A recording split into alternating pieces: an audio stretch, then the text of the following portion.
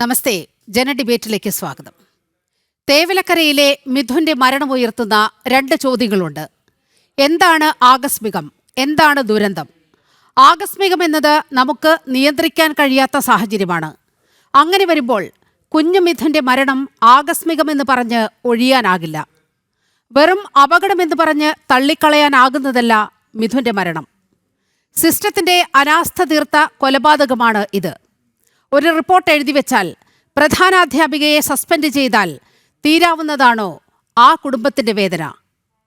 സർക്കാരിന്റെ പിഴവും അനാസ്ഥയും മറച്ചുവെക്കാൻ മരിച്ച പിഞ്ചുകുഞ്ഞിനെ തന്നെ കുറ്റക്കാരനാക്കുന്ന, പിന്നീട് ആനന്ദ നടനമാടുന്ന മനുഷ്യത്വമില്ലായ്മയ്ക്കും കേരളം സാക്ഷ്യം വഹിച്ചു. സ്കൂൾ ഫിറ്റാണെന്ന്, അപകടരഹിതമാണെന്ന് എങ്ങനെ പഞ്ചായത്തിന് പറയാനായി? മക്കൾക്ക് നല്ല വിദ്യാഭ്യാസം നൽകാൻ, നല്ല ആഹാരം കൊടുക്കാൻ, നല്ലൊരു വീടുണ്ടാക്കാൻ കടൽ കടന്നുപോയ അമ്മ നാളെ തിരികെ എത്തുകയാണ്. ആ അമ്മയോട് നമ്മൾ എന്തു പറയും? സിസ്റ്റം നിങ്ങളുടെ കുഞ്ഞിനെ കൊന്നുകളഞ്ഞുവെന്നു.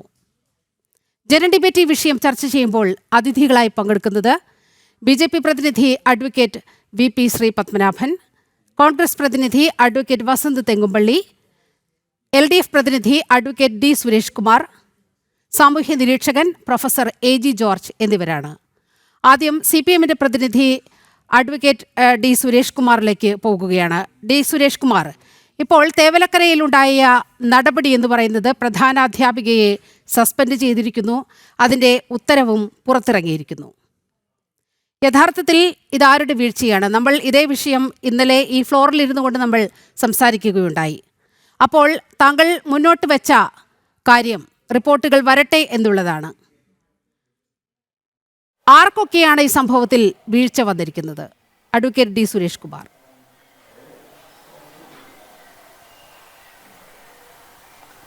നമുക്ക് റിപ്പോർട്ടുകൾ വരുന്നുണ്ട്. കൃത്യമായി ഗവൺമെൻറ് മുഖം നോക്കാതെ ആരെയും സംരക്ഷിക്കേണ്ടുന്ന ആവശ്യം ഇക്കാര്യത്തിൽ ഗവൺമെൻറ്റിനില്ല.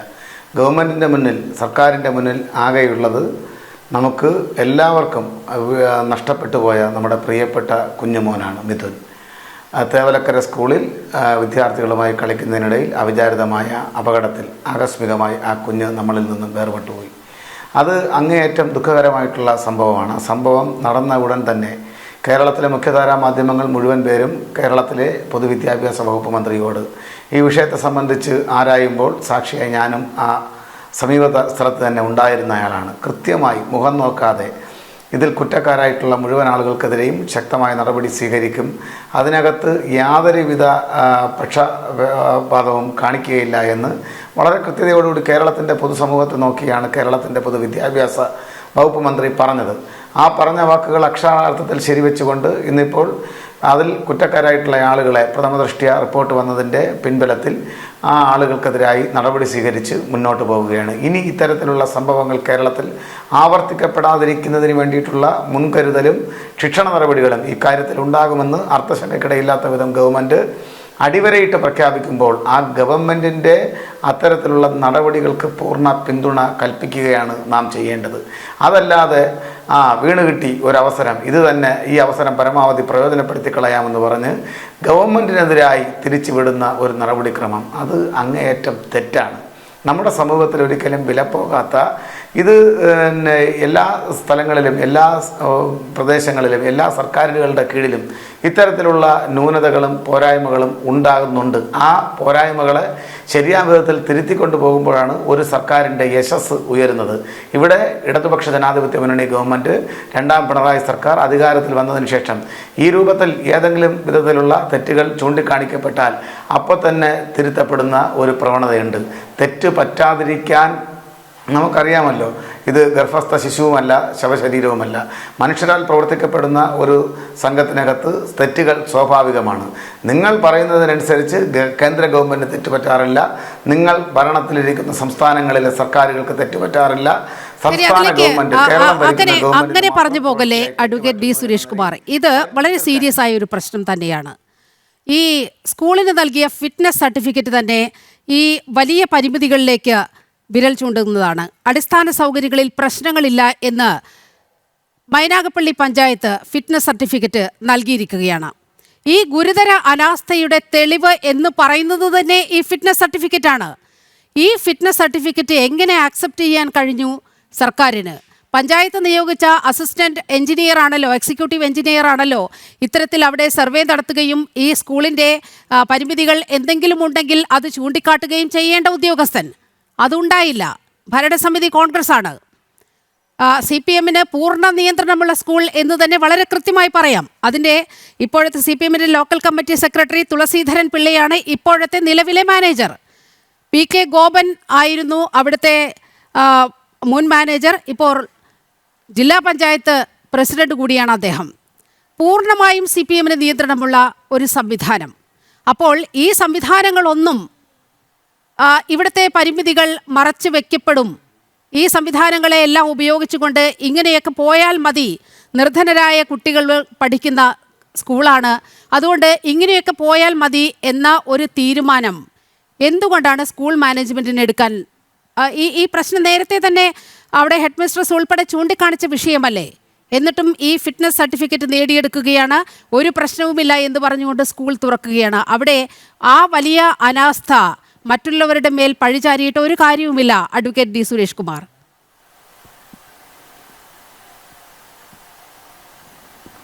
നോക്കൂ നീലിമ, രണ്ട് കാര്യങ്ങൾക്കുള്ള ഉത്തരം നിങ്ങൾ തന്നെ പറഞ്ഞു കഴിഞ്ഞു. ഒന്ന്, ആ സ്കൂളിൻ്റെ ഫിറ്റ്നസ് സർട്ടിഫിക്കറ്റുമായി ബന്ധപ്പെട്ടാണ്. അത് കൊല്ലത്തെ ഈ സ്കൂളിന് മാത്രമല്ല, കേരളത്തിലെ മുഴുവൻ സ്കൂളുകൾക്കും ഫിറ്റ്നസ് സർട്ടിഫിക്കറ്റ് ഓരോ അക്കാഡമിക് ഇയർ സ്റ്റാർട്ട് ചെയ്യുമ്പോഴും ബന്ധപ്പെട്ട ഉദ്യോഗസ്ഥരിൽ നിന്ന് വാങ്ങി തന്നെയാണ് പോകുന്നത്. അതിനപ്പുറത്തേക്ക് കൃത്യമായിട്ടുള്ള വലിയ ഫിസിക്കൽ പരിശോധന നടക്കുന്നില്ല. ബന്ധപ്പെട്ട ഉദ്യോഗസ്ഥർ സർട്ടിഫൈ ചെയ്ത് കഴിഞ്ഞാൽ സ്വാഭാവികമായും ആ സ്കൂളിന് ഫിറ്റ്നസ് സർട്ടിഫിക്കറ്റ് നൽകുന്ന ഒരു രീതി തന്നെയാണ് എല്ലാ സർക്കാരുകളുടെ കീഴിലും കേരളത്തിൽ നിലനിൽക്കുന്നത്. ഞാൻ കേരളത്തിൻ്റെ കാര്യമാണ് പറഞ്ഞത്. സ്കൂൾ കെട്ടിടങ്ങൾ പോലും ഇല്ലാത്ത ഉത്തരേന്ത്യൻ സംസ്ഥാനങ്ങളെ സംബന്ധിച്ചല്ല ഞാനിവിടെ സൂചിപ്പിച്ചത്. അപ്പോൾ സ്വാഭാവികമായും ആ ഫിറ്റ്നസ് സർട്ടിഫിക്കറ്റിൻ്റെ അടിസ്ഥാനത്തിൽ ആ സ്കൂൾ പ്രവർത്തിക്കുമ്പോൾ അവിടെ സ്കൂളിന് നേതൃത്വം നൽകുന്നതിൽ CPM-ൻ്റെ ഒന്നോ രണ്ടോ നേതാക്കന്മാരുണ്ട്. എന്നാൽ ഇത് തന്നെ അവസരം, ഈ കിട്ടിയ അവസരം പരമാവധി അങ്ങ് പ്രയോജനപ്പെടുത്തി കളയാം, ഇതിനെ എങ്ങനെ സർക്കാരിനെതിരെ തിരിച്ചുവിടാം എന്നതിനെ സംബന്ധിച്ചുള്ള ഗവേഷണം നമ്മൾ മതിയാക്കണം. നമ്മൾ ചെയ്യേണ്ട ഒരു കാര്യം അവിടെ ഈ ഘട്ടത്തിലും CPM-ന്റെ പ്രതിനിധി പറഞ്ഞു വെക്കുന്നത് സർക്കാരിനെതിരെ ഇത്ര വലിയ ആരോപണങ്ങൾ, ഒരു സംഭവം ഉണ്ടാകുമ്പോൾ അത് സർക്കാരിനെതിരെ തിരിച്ചുവിടാനാണ് ഇവിടെ മാധ്യമങ്ങളും പ്രതിപക്ഷവും എല്ലാം ശ്രമിക്കുന്നത് എന്ന പഴയ ക്യാപ്സൂൾ തന്നെ പുറത്തിറക്കുകയാണ് CPM എന്നാണ് ഈ ഘട്ടത്തിൽ പറയേണ്ടത്. BJP പ്രതിനിധിയിലേക്ക് പോകുകയാണ്. അഡ്വക്കേറ്റ് VP ശ്രീപത്മനാഭൻ, ഈ ഗുരുതര അനാസ്ഥയുടെ ഏറ്റവും ജീവിക്കുന്ന തെളിവ് എന്ന് തന്നെ പറയുന്നത് ആ ഫിറ്റ്നസ് സർട്ടിഫിക്കറ്റാണ്. അപ്പോൾ ഇടത് വലത് മുന്നണികൾക്ക് തന്നെ വളരെ കൃത്യമായ പങ്ക് ഈ കുഞ്ഞിൻ്റെ മരണത്തിൽ ഉണ്ട്. ഒരു സിസ്റ്റത്തിൻ്റെ പരിപൂർണമായ വീഴ്ച അത് നമുക്കിവിടെ കാണാൻ കഴിയുന്നുണ്ട്. പക്ഷേ അത് അഡ്മിറ്റ് ചെയ്യുന്നതിന് പകരം ഉത്തരേന്ത്യയിൽ അങ്ങനെയല്ലേ, അതൊക്കെ ഇന്ത്യ സഖ്യകക്ഷികൾ ഭരിച്ചിരുന്ന കാലത്തൊക്കെ ആയിരിക്കാം അദ്ദേഹം പറയുന്നത്. പക്ഷേ കാലം കുറേ മുന്നോട്ട് പോയി, അത് അദ്ദേഹം മനസ്സിലാക്കുമെന്ന് കരുതുന്നു. അപ്പോൾ ഈ വീഴ്ച ആരുടേതാണ്? ഈ വീഴ്ച പൂർണ്ണമായും ഏറ്റെടുക്കാൻ പോലും ഇവർക്ക് കഴിയുന്നില്ല എന്നത് അങ്ങേയറ്റം ഖേദകരമല്ലേ?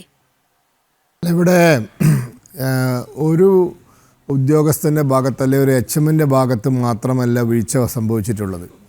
ഇവിടെ ഒരു സ്കൂൾ കോമ്പൗണ്ടിനുള്ളിലൂടെ ആ കോമ്പൗണ്ട് ക്രോസ് ചെയ്തുകൊണ്ട് ഒരു സ്വകാര്യ വ്യക്തിയുടെ ആവശ്യാർത്ഥം പോകുന്ന ഇലക്ട്രിക് ലൈൻ അത് കടന്നു പോകാൻ പാടില്ല എന്നുള്ളത് ഞാൻ മനസ്സിലാക്കിയിടത്തോളം കേരളത്തിലെ സ്കൂളുകൾക്ക് ബാധകമായ ഒരു നിർദ്ദേശമാണ്.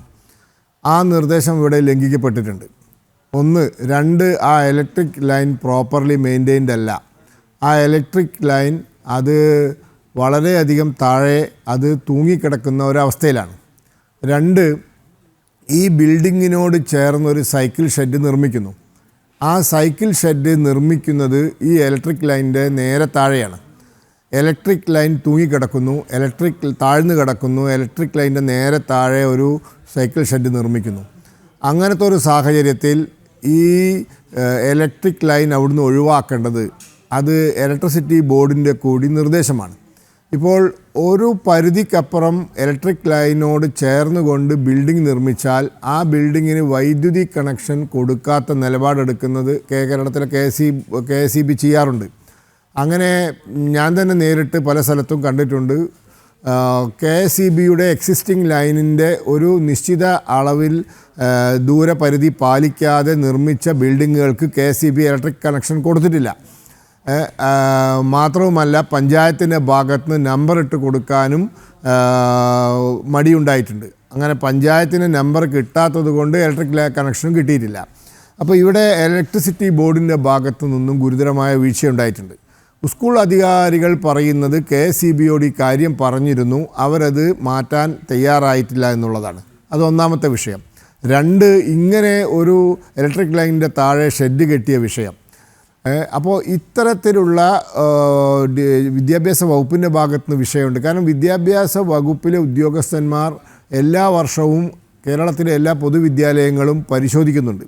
അതിൻ്റെ ഫിസിക്കൽ ഫിറ്റ്നസ്, അതിൻ്റെ സറൗണ്ടിങ്സ്, അതിൽ ഇത്തരത്തിലുള്ള അപകടകരമായ എന്തെങ്കിലും സാഹചര്യമുണ്ടോ ഇതൊക്കെ പരിശോധിക്കുന്നുണ്ട്. അപ്പോൾ ഇതൊക്കെ ലക്ഷക്കണക്കിന് രൂപ ചെലവഴിച്ചൊരു മതിൽ കെട്ടേണ്ട ആവശ്യം ഇവിടെ ഇല്ല, അല്ലെങ്കിൽ മറ്റൊരു സംവിധാനം ഏർപ്പെടുത്തേണ്ട ആവശ്യമില്ല. ഒരു സ്വകാര്യ വ്യക്തിക്ക് കൊടുക്കുന്ന കണക്ഷൻ അത് മാറ്റി സ്ഥാപിക്കാൻ KSEB വിചാരിച്ചാൽ സാധിക്കും. അപ്പോൾ ഇതൊക്കെ വളരെ വലിയ ഗുരുതരമായ ഒരു എന്താ പറയുക വീഴ്ച അവിടെ സംഭവിച്ചിട്ടുണ്ട്. ഇത് സംഭവിച്ചതിന് ശേഷം ഇപ്പോൾ HMനെ മാത്രം കുറ്റം പറയുന്നതിന് അർത്ഥമൊന്നുമില്ല. ഈ HMഉം ഉത്തരവാദിയാണ്, KSEB ഉത്തരവാദിയാണ്, സ്കൂൾ മാനേജ്മെൻറ്റ് ഉത്തരവാദിയാണ്. ഇവിടെ മനസ്സിലാക്കേണ്ടത് ഇവിടെ കേരളത്തിലെ വിദ്യാഭ്യാസ രംഗം ഇന്ത്യയിലെ നമ്പർ 1 ആണ്. ഈ നമ്പർ 1 പറഞ്ഞ് നടക്കുന്നതാണ് ഇവിടുത്തെ കുഴപ്പം. അവിടെ അങ്ങനെയില്ല, ഇവിടെ ഇങ്ങനെയില്ല. ഇപ്പം ഞാൻ ഒരു ചെറിയ കണക്ക് പറയാം. ഇന്ത്യയിൽ 2024 വിദേശത്തേക്ക് പഠിക്കാൻ പോയ വിദ്യാർത്ഥികളുടെ എണ്ണം 13,30,000 അതിൽ 2.5 ലക്ഷം കേരളത്തിൽ നിന്നാണ്. എന്ന് വെച്ചാൽ കൃത്യം 18%. ഈ ഇന്ത്യയിലെ ജനസംഖ്യയിലെ 2.5% മാത്രം ജനസംഖ്യയുള്ള കേരളത്തിൽ നിന്നും 18%, അതായത് മൊത്തം വിദേശത്തേക്ക് പഠിക്കാൻ പോയ വിദ്യാർത്ഥികളിൽ 18% ഈ കേരളത്തിൽ നിന്നാണ്. ഇനി ആരോഗ്യ മേഖല എടുത്താൽ ഇതേ പ്രശ്നങ്ങളുണ്ട്. അപ്പോൾ നമുക്ക് ഒരുപാട് പ്രശ്നങ്ങളുണ്ട്. അതെന്തുകൊണ്ടാണെന്ന് വെച്ചാൽ ഒരു കാലത്ത് ഇന്ത്യയിലെ മറ്റു സംസ്ഥാനങ്ങളെ അപേക്ഷിച്ച് വിദ്യാഭ്യാസ മേഖലയിലും ആരോഗ്യ മേഖലയിലും നമ്മൾ വളരെ മുന്നിൽ പോയിരുന്നു. എന്നാൽ ഇന്ന് റിവേഴ്സ് ഗിയറിലാണ്. ഒരു കാലത്ത് വളരെയധികം വിദ്യാഭ്യാസ മേഖലയിലും ആരോഗ്യ മേഖലയിലും പിന്നോക്കം നിന്നിരുന്ന സംസ്ഥാനങ്ങൾ ഘട്ടം ഘട്ടമായി അവരിന്ന് വളരെയധികം പുരോഗതി നേടിയിട്ടുണ്ട്. അതേ സമയത്ത് നമ്മൾക്ക് സംഭവിക്കുന്നത് നമ്മൾ പിന്നോട്ട് പോവുകയാണ്. നമ്മൾ പിന്നോട്ട് പോകുന്നത് കൊണ്ട് തന്നെയാണ് ഇവിടെ നിന്നും കോളേജുകളിലെ സീറ്റ് കാലിയായി കിടക്കുന്നത്. 80,000-ഓളം സീറ്റ് കേരളത്തിലെ കോളേജുകളിൽ കാലിയായി കിടക്കുകയാണ്. അത് വേറെ പല കാരണങ്ങൾ കൊണ്ടാണ്. അപ്പം കുഴപ്പങ്ങളുണ്ട്. നമ്മുടെ പൊതുവിദ്യാലയങ്ങൾ നല്ല രീതിയിലല്ല ഫങ്ഷൻ ചെയ്യുന്നത്. നമ്മളെ പൊതുവിദ്യാലയങ്ങളുടെ ഫിസിക്കലായിട്ടുള്ള എൻവയോൺമെൻറ്റ് വരെ അപകടകരമായ അവസ്ഥയിലാണ്, മോശമാണ്. ഈ യാഥാർത്ഥ്യങ്ങളൊക്കെ അംഗീകരിക്കാം. അതിന് പല കാരണങ്ങളുണ്ടാവും. ആരോഗ്യ മേഖലയിലും ഇതേ പ്രശ്നം പൊതു ആരോഗ്യ രംഗത്തുണ്ട്. അപ്പോൾ ഈ സത്യങ്ങൾ അംഗീകരിച്ചിട്ട് ഇത് പരിശോധിക്കാനും ഈ പോരായ്മകൾ പരിഹരിക്കാനും വേണ്ട ഒരു നടപടിയാണ് സംസ്ഥാന സർക്കാരിൻ്റെ ഭാഗത്തുനിന്നുണ്ടാകുന്നത്. പിന്നെ ഒരു കാര്യം കൂടി ഞാൻ പറയാം. ഈ കുട്ടിക്ക് ഇപ്പോൾ നഷ്ടപരിഹാരമായി കൊടുക്കാൻ പ്രഖ്യാപിച്ചത് 3 ലക്ഷം രൂപയാണ്. ഹരയാനയിൽ ട്രെയിൻ യാത്രയ്ക്കിടെ സീറ്റിന് വേണ്ടി 2-3 ആളുകൾ തമ്മിൽ തല്ലിയിട്ട് ഒരാൾ മരിച്ചു പോയപ്പോൾ അവിടെ പോയി 10 ലക്ഷം രൂപ കൊടുത്ത ഈ സർക്കാരിന് നമ്മളെ ഒരു സ്കൂളിൽ നമ്മുടെ അധികാരികളുടെ ഭാഗത്തുണ്ടായ ഗുരുതരമായ വീഴ്ച കാരണം ഒരു കുട്ടി മരിച്ചിട്ട് ആ കുട്ടിക്ക് 3 ലക്ഷം രൂപയാണ് കൊടുക്കുന്നത്. ഇതൊക്കെയാണ് കുഴപ്പം. യാഥാർത്ഥ്യ ബോധത്തോടു കൂടി നമ്മളുടെ പ്രശ്നങ്ങൾ പരിഹരിക്കണം.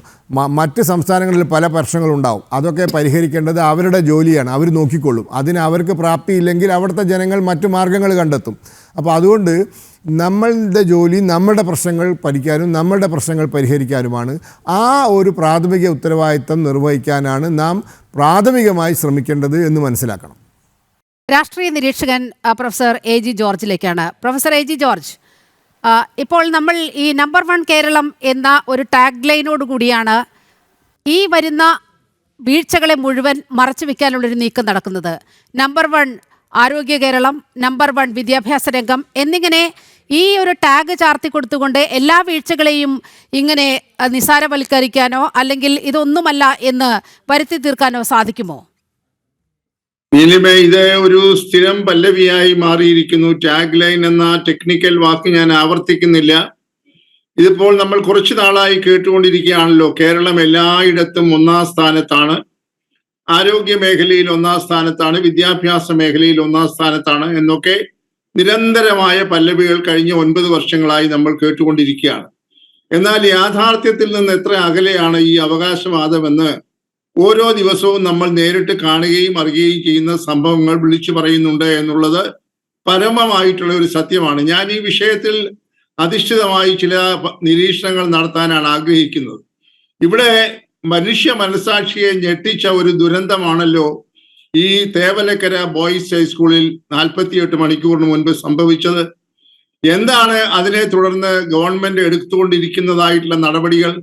അപഹാസ്യമായ രീതിയിലല്ലേ ഇതിനെക്കുറിച്ചുള്ള തുടർ നടപടികൾ ഗവൺമെന്റ് എടുത്തുകൊണ്ടിരിക്കുന്നത്? ഇന്ന് ഏറ്റവും ഒടുവിൽ കിട്ടുന്ന വാർത്ത അനുസരിച്ച് നീലിമ തുടക്കത്തിൽ പറഞ്ഞതുപോലെ അവിടുത്തെ ഒരു ഹെഡ് മിസ്ട്രസിനെ സസ്പെൻഡ് ചെയ്യാനുള്ള തീരുമാനമെടുത്തിരിക്കുന്നു. എനിക്ക് ഇതിനകത്ത് പ്രാരംഭമായി പറയാനുള്ളത്, ഈ ദാരുണ സംഭവത്തിൽ 4 പ്രതികളുണ്ട് എന്നാണ് എൻ്റെ ഒരു നിരീക്ഷണത്തിൽ ഞാൻ ഉറച്ചു വിശ്വസിക്കുന്നത്. എന്നോടൊപ്പം ഈ ചർച്ചയിൽ പങ്കെടുക്കുന്ന 3 പേരും അഭിഭാഷകരായതുകൊണ്ട് ഇതിനകത്ത് 1-ാം പ്രതി 2-ാം പ്രതി ആരാണെന്ന് അവർ നിശ്ചയിച്ചു കൊള്ളട്ടെ. ഇതിനകത്തെ 4 പ്രതികൾ എന്നതുകൊണ്ട് ഞാൻ ഉദ്ദേശിക്കുന്നത്, ഇതിൽ 1-ാമത്തെ പ്രതി ഈ സ്കൂളിന്റെ മാനേജ്മെന്റ് ആണ്. 2-ാമത്തെ പ്രതി കേരള സ്റ്റേറ്റ് ഇലക്ട്രിസിറ്റി ബോർഡാണ്. 3-ാമത്തെ പ്രതി അവിടുത്തെ തദ്ദേശ സ്വയംഭരണ അല്ലെങ്കിൽ മൈനാഗപ്പള്ളി പഞ്ചായത്താണ്. 4-ാമത്തെ പ്രതി എന്ന് പറയുന്നത് അവിടുത്തെ സ്കൂളിന്റെ ചുമതല വഹിക്കുന്ന ഹെഡ് മിസ്ട്രസ് ആണ്. അപ്പോൾ ഈ 4 പ്രതികളുടെ പേരുകൾ ഞാൻ പറഞ്ഞെങ്കിലും ഇതിനകത്ത് 1, 2 ആര് വരണം എന്നുള്ളത് ഞാൻ നിയമ പണ്ഡിതർക്ക് വിടുന്നു. എന്നാൽ ഞാൻ പറയാൻ ആഗ്രഹിക്കുന്നത്, ഈ 4 ആളുകളുടെയും കെടുകാര്യസ്ഥത കൊണ്ടും കാര്യക്ഷമത ഇല്ലാത്തത് കൊണ്ടും നിരുത്തരവാദപരമായിട്ടുള്ള സമീപനം കൊണ്ടുമാണ് ഈ എല്ലാവരെയും ഞെട്ടിപ്പിച്ച ഈ സംഭവം ഉണ്ടായത് എന്ന് സമർത്ഥിക്കാൻ ഒരു മടിയുമില്ല. ഞാൻ വളരെ വേഗത്തിൽ 1-2 കാര്യങ്ങൾ പറയാം. ഈ സ്കൂൾ ഏതാണ്ട് 100 വർഷത്തെ പഴക്കമുണ്ടെന്നാണ് കേട്ട് മനസ്സിലാക്കാനായി കഴിയുന്നത്. ഈ 100 വർഷം പഴക്കമുള്ള ഒരു കെട്ടിടത്തിൽ ഒരു സ്കൂൾ പ്രവർത്തിക്കുമ്പോൾ സ്വാഭാവികമായി അതിന്റെ ഭൗതിക സൗകര്യങ്ങളെ സംബന്ധിച്ച് കാലാകാലങ്ങളിൽ പരിശോധന നടത്തേണ്ടതും അവിടെ എന്തെങ്കിലും കുഴപ്പങ്ങൾ ഉണ്ടെങ്കിൽ അത് പരിഹരിക്കുകയും ചെയ്യേണ്ടതിന്റെ പരമമായ ഉത്തരവാദിത്തം ആ സ്കൂൾ നടത്തുന്ന മാനേജ്മെന്റിനാണ് എന്നുള്ളത് കേവലമായിട്ടുള്ള ഒരു യാഥാർത്ഥ്യമാണ്. എന്നാൽ ഈ സ്കൂളിന്റെ മാനേജ്മെന്റിൽ അങ്ങനെയുള്ള നടപടികൾ നടക്കുന്നുണ്ടോ എന്നുള്ളത് വളരെ പ്രധാനപ്പെട്ട ചോദ്യമാണ്. ഞാൻ ഉൾപ്പെടുന്ന ഒരു ജില്ലയാണ് കൊല്ലം ജില്ല. ഞാനിവിടെ അവിടെയുള്ള പല സ്നേഹിതന്മാരുമായി ബന്ധപ്പെട്ടപ്പോൾ വളരെ ഞെട്ടിപ്പിക്കുന്ന ചില കാര്യങ്ങൾ പറഞ്ഞത്, അവിടെ ഒരു അധ്യാപക നിയമനത്തിലൊക്കെ 60 ലക്ഷം രൂപയാണ് വാങ്ങുന്നത് മാനേജ്മെന്റ്. 60 ലക്ഷം രൂപ വീതം ഒരു അധ്യാപക ഒരു അപേക്ഷകന്റെ കയ്യിൽ നിന്ന് വാങ്ങി അവിടെ നടത്തുന്ന നിയമനങ്ങൾ, ഒരു വർഷം 3-4 നിയമനങ്ങൾ നടത്തുമ്പോൾ മാനേജ്മെന്റിന് ലഭിക്കുന്ന സംഖ്യ എത്ര കോടിയാണെന്നുള്ളത് സാധാരണ കണക്ക് കൂട്ടിയാൽ മനസ്സിലാകുന്നതാണ്. അപ്പോൾ അവിടെ ഈ തരത്തിൽ ഈ ഉള്ള നിയമനങ്ങൾ നടത്തുമ്പോൾ മാനേജ്മെന്റ് സ്വരൂപിക്കുന്നതായിട്ടുള്ള ഈ തുകകളൊക്കെ എവിടേക്ക് പോകുന്നു? യഥാർത്ഥത്തിൽ ഒരു മാനേജ്മെന്റിന്റെ പരമമായ ഉത്തരവാദിത്തം ആ സ്കൂളിലെ കെട്ടിടങ്ങളും അടിസ്ഥാന സൗകര്യങ്ങളും വികസിപ്പിക്കാൻ ഈ പറയുന്നതായിട്ടുള്ള അധ്യാപകരിൽ നിന്ന് ലഭിക്കുന്ന സംഭാവനയോ അല്ലെങ്കിൽ കൈക്കൂലിയോ അല്ലെങ്കിൽ കോഴപ്പണമോ എന്തെങ്കിലും ഉപയോഗിക്കണം എന്നുള്ളതാണ്. അങ്ങനെയുള്ള ഒരു സ്കൂളിന്റെ കോമ്പൗണ്ടിലാണ് ഇപ്പോൾ ഇവിടെ സ്ഥാപിക്കപ്പെട്ടിരിക്കുന്നതായിട്ടുള്ള ഒരു തകര ഷീറ്റിന്റെ പശ്ചാത്തലം.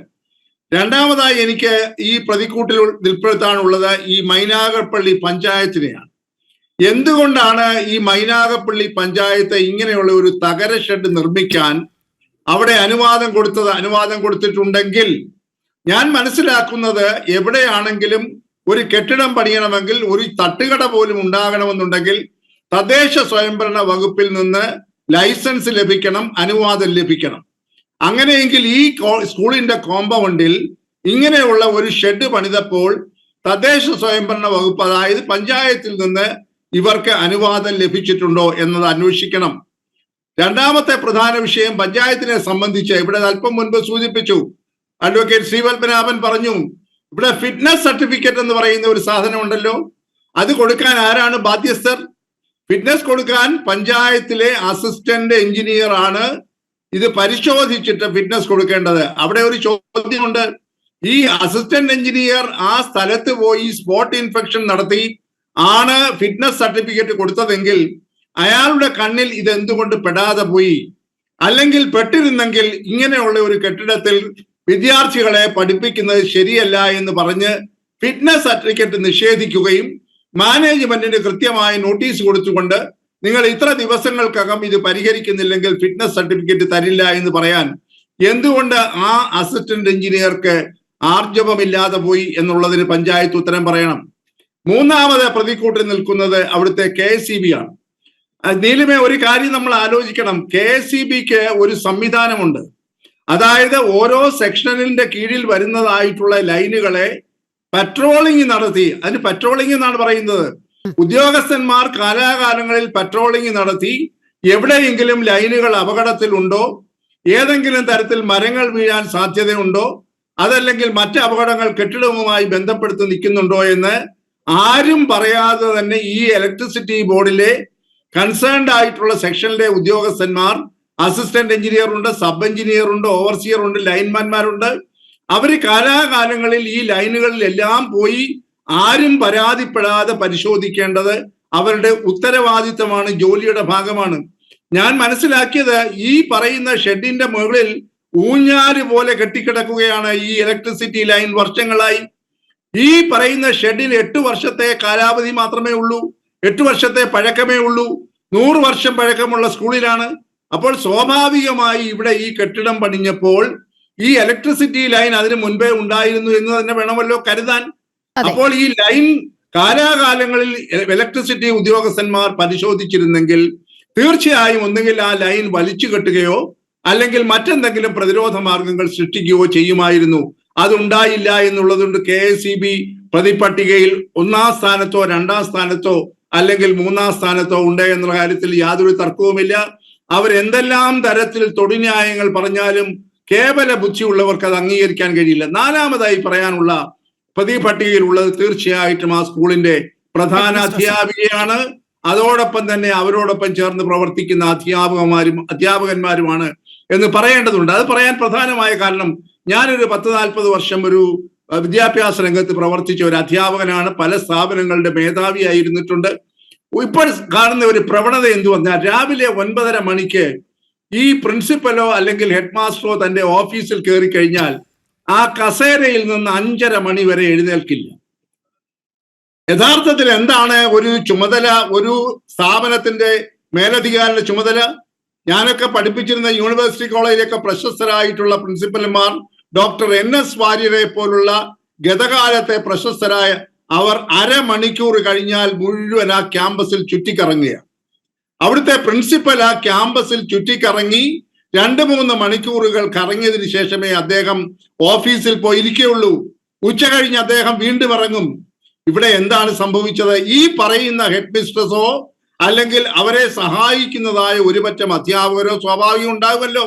ഇവരാരും തന്നെ ഇത് കണ്ടിട്ട് എന്തുകൊണ്ട് മേൽ നടപടികൾ എടുക്കാനായി തയ്യാറായില്ല?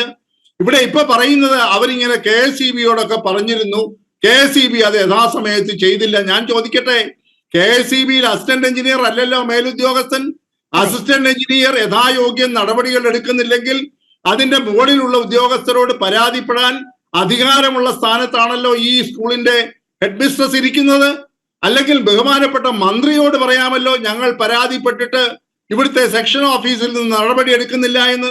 ഈ തരം കാര്യങ്ങൾ എന്തെങ്കിലും നടന്നതായി ഇതിനോടകം നടന്ന ചർച്ചകളിൽ നമ്മളിപ്പോ ഇന്നലെ മുതൽ ഈ വിഷയം പല പ്രൊഫസർ എ ജി ജോർജ്, അതുമായി ബന്ധപ്പെട്ട് ചില വിവരങ്ങളൊക്കെ പുറത്തു വന്നിരുന്നു. ഈ പ്രധാന അധ്യാപിക ഇലക്ട്രിസിറ്റി ബോർഡുമായി ബന്ധപ്പെട്ട് ഈ വിഷയം പറയുന്നുണ്ട്. അപ്പോൾ മാനേജ്മെന്റുമായിട്ട് സംസാരിക്കുമ്പോൾ അവർ പറയുന്ന കാര്യം, അടുത്ത മാനേജ്മെന്റ് കമ്മിറ്റി ചേരട്ടെ, അന്നേരം നമുക്ക് ഇത് KCB ഇത്തരത്തിലൊരു നടപടി എടുക്കണമോ വേണ്ടയോ എന്നുള്ള കാര്യം അപ്പോൾ നോക്കാം എന്താണ്. വളരെ ഉദാസീന ഭാവത്തിൽ ആ വിഷയം കൈയൊഴുകുകയാണ് ചെയ്തത്. KCBയുടെ ഭാഗത്തു നിന്നും സ്കൂൾ മാനേജ്മെന്റിന്റെ ഭാഗത്തു നിന്നുമൊക്കെ അത്തരത്തിലുള്ള ഇടപെടലുകളാണ് ഉണ്ടായത്. നീലിമേ, അതുകൊണ്ടാണല്ലോ ഞാൻ പറഞ്ഞത് ഈ 4 കൂട്ടർക്കും തുല്യമായിട്ടുള്ള ഉത്തരവാദിത്തമുണ്ടെന്ന് ഞാൻ പറഞ്ഞല്ലോ.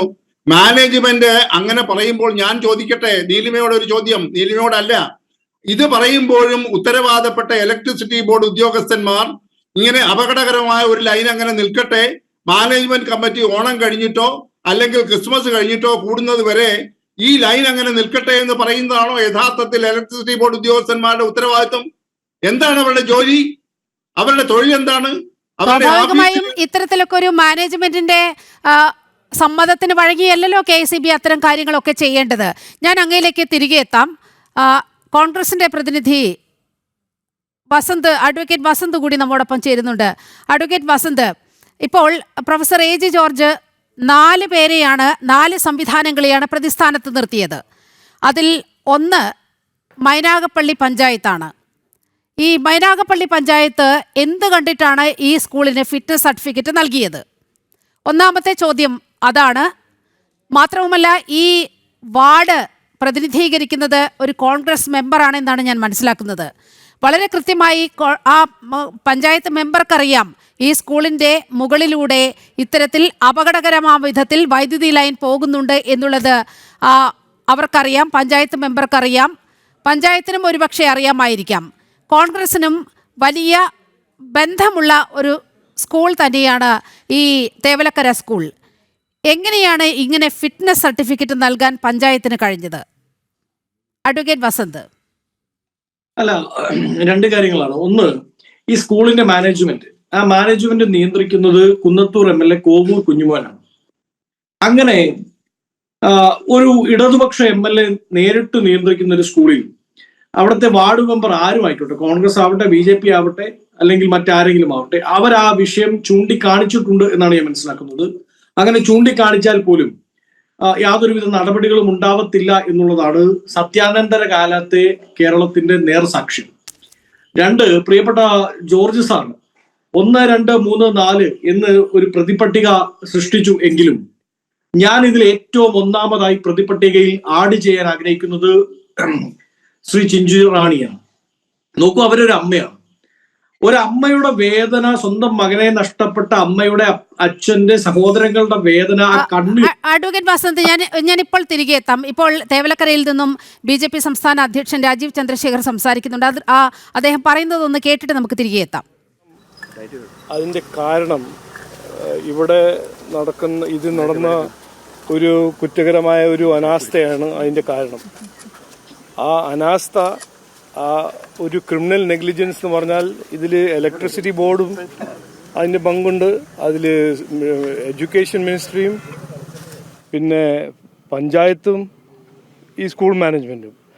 അപ്പോൾ ഒരു പ്രിൻസിപ്പളിനെ ഇങ്ങനെ ബലിയാടയാക്കി സസ്പെൻഡ് ചെയ്യുന്നൊന്നും ഇതിൻ്റെ ഒരു നീതിയല്ല. ഇവിടെ നീതി നടപ്പിലാക്കണം, ഒരു ഇൻവെസ്റ്റിഗേഷൻ നടക്കണം. കേസ് കൾപ്പബിൾ ഹോമസൈഡിൻ്റെ കേസ് എന്ന് പറഞ്ഞാൽ ഒരു ചെറിയ കാര്യമൊന്നുമല്ല. അത് ഇവിടുത്തെ മാനേജ്മെൻറ്റും പഞ്ചായത്തും KCBയും പിന്നെ എഡ്യൂക്കേഷൻ ഡിപ്പാർട്ട്മെൻറ്റിൻ്റെ ആരാണ് ഇവർ സമ്മതിച്ച് ഇത് ഇല്ല. എല്ലാവരും ഒരു അന്വേഷണം നടത്തിയിട്ട് കേസ് ഫയൽ ചെയ്യണം. എന്നിട്ട് തെറ്റ് ചെയ്ത ആൾക്കാർ ജയിലിൽ കൊണ്ടുപോകണം.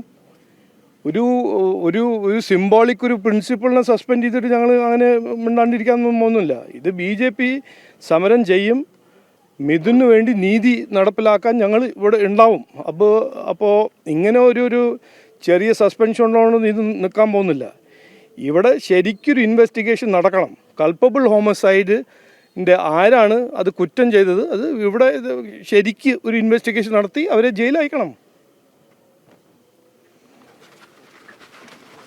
കടുത്ത നടപടികൾ ഉണ്ടാകണമെന്നാണ് BJP സംസ്ഥാന അധ്യക്ഷൻ ആവശ്യപ്പെടുന്നത്.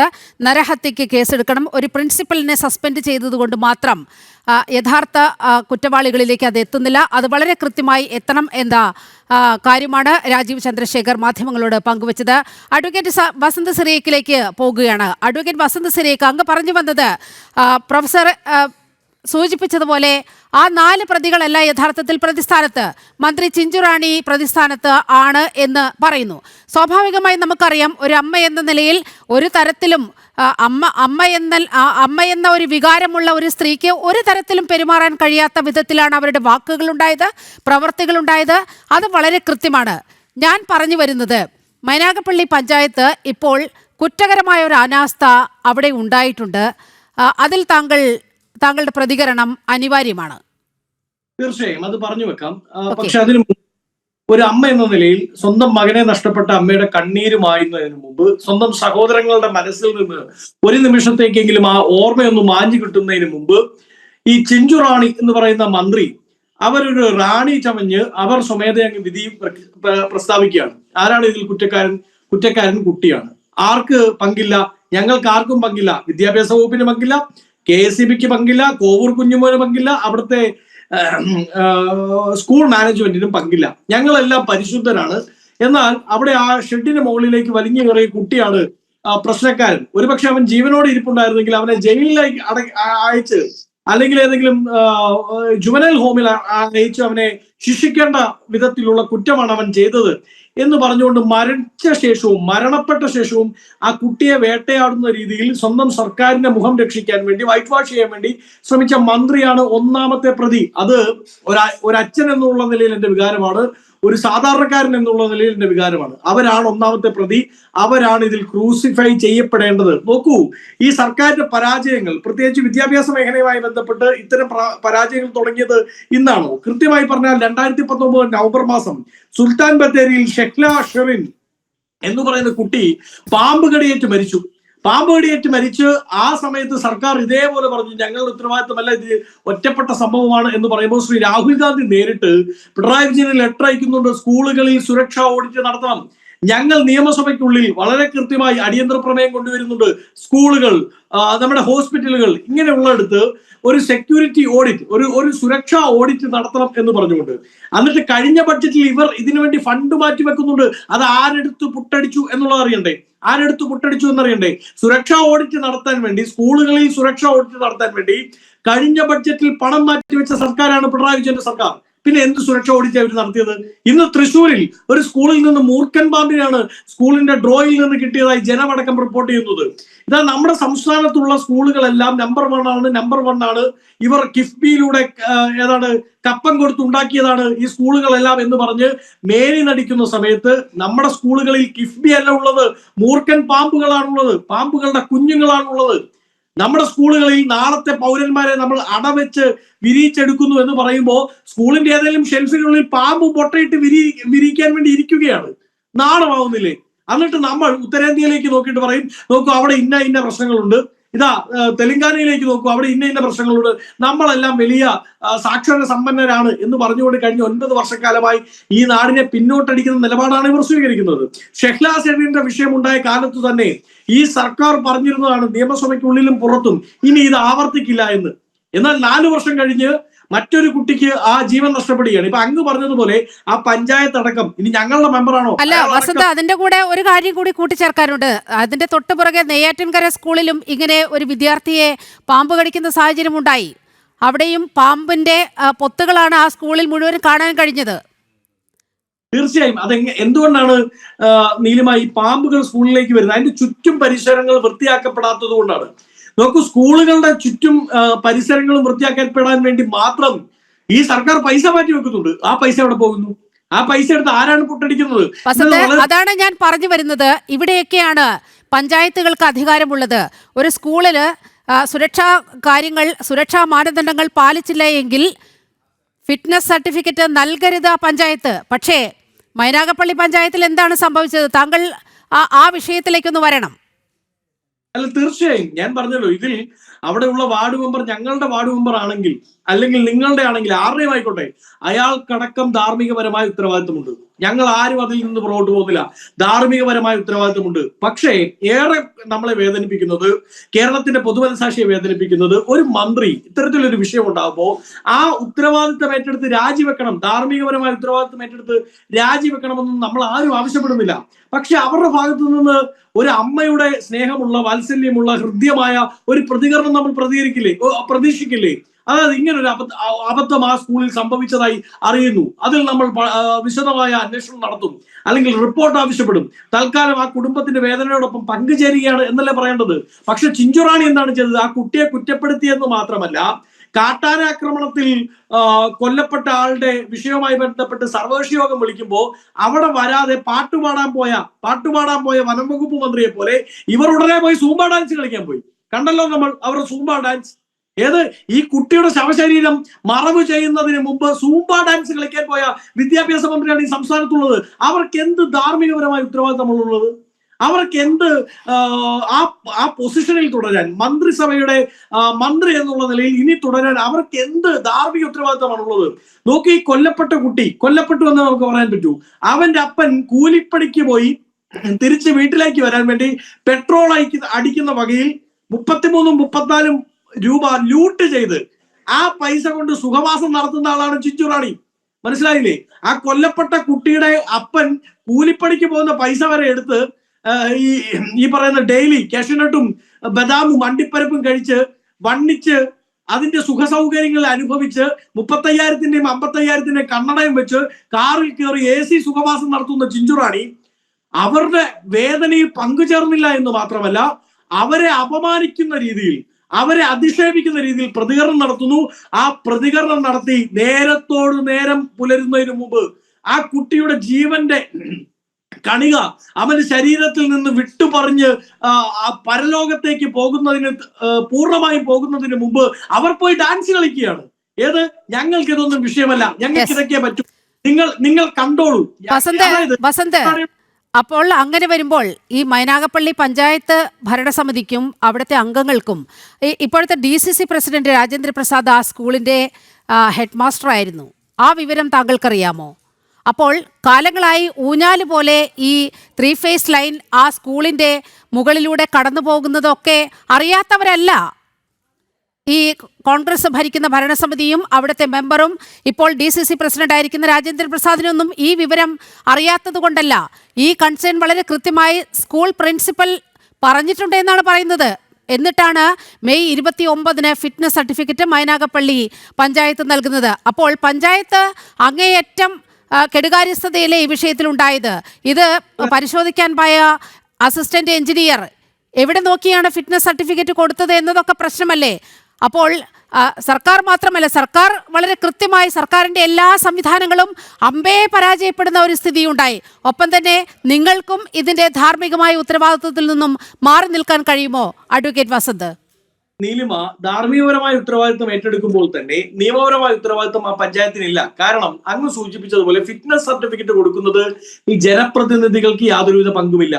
ഫിറ്റ്നസ് സർട്ടിഫിക്കറ്റ് അതൊരു സ്ഥാപനത്തിന്റെ ആവട്ടെ അല്ലെങ്കിൽ ഒരു വ്യവസായശാലയുടെ ആവട്ടെ, ഇതൊക്കെ കൊടുക്കുന്നത് അവിടുത്തെ ഉദ്യോഗസ്ഥ വൃന്ദമാണ്. പക്ഷെ അതിൽ ഇടപെടണം, ധാർമ്മികപരമായി ഇടപെടാനുള്ള ഉത്തരവാദിത്വം മെമ്പർമാർക്ക്. ആ ധാർമ്മികമായ ഇടപെടൽ ഉണ്ടായില്ല എന്നത് തന്നെയാണ് മൈനാഗപ്പള്ളി പഞ്ചായത്തിന് മേൽ ആരോപിക്കപ്പെടുന്ന ചാർത്തപ്പെടുന്ന കുറ്റം. അത് അംഗീകരിച്ചുകൊണ്ട് ഒരു തരത്തിൽ നമുക്ക് മുന്നോട്ട് പോകാൻ കഴിയില്ല. CPM-ന്റെ പ്രതിനിധി അഡ്വക്കേറ്റ് D സുരേഷ് കുമാറിലേക്കാണ്. അഡ്വക്കേറ്റ് D സുരേഷ് കുമാർ, നമ്മൾ ഈ നമ്പർ 1 കേരളത്തെക്കുറിച്ചൊക്കെ ഒരുപാട് ചർച്ചകൾ നടക്കുകയാണ്. ഈ നമ്പർ 1 കേരളത്തിലാണ് പഠിക്കാനെത്തുന്ന കുട്ടികൾ ഷോക്കേറ്റ് മരിക്കുകയും അതുപോലെ പാമ്പുകടിയേറ്റ് മരിക്കുകയും ഒക്കെ ചെയ്യുന്ന സ്ഥിതി ഉണ്ടാകുന്നത്. ചികിത്സയ്ക്കായി ആശുപത്രിയിൽ പോത്തുന്നവർ കെട്ടിടങ്ങൾക്കടിയിൽ അകപ്പെട്ട് മരിക്കുന്ന സാഹചര്യവും ഉണ്ടാകുന്നത്. അപ്പോൾ ഈ നമ്പർ 1 കേരളം എന്ന് പറയുന്ന ആ ഒരു അവകാശവാദം, ആ ടാഗ് ലൈൻ പൂർണ്ണമായും തകർന്നു വീഴുന്ന കാഴ്ചകളാണ് നമ്മൾ ഓരോ ദിവസവും കാണുന്നത്.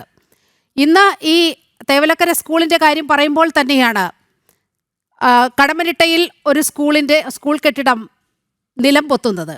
ആ സ്കൂളിനും ഇതുപോലെ ഫിറ്റ്നസ് സർട്ടിഫിക്കറ്റ് ഒക്കെ കൊടുത്തുകൊണ്ട് അവിടെ സ്കൂളിൽ പ്രവർത്തനം തുടങ്ങിയതാണ്. കുരിയച്ചിറ സെൻറ്റ് പോൾ സ്കൂളിൽ മേശവലിപ്പ് തുറന്ന കുട്ടികളുടെ നേർക്ക് അവരെ കൊത്താൻ എത്തിയത് മൂർഖൻ പാമ്പാണ്. അപ്പോൾ എന്ത് വിധത്തിലുള്ള സുരക്ഷയാണ് നമ്മുടെ വിദ്യാലയങ്ങളിൽ, ആശുപത്രികളിൽ ഇവിടുത്തെ പൗരന്മാർക്ക് നൽകുന്നത് ഈ നമ്പർ 1 കേരളം?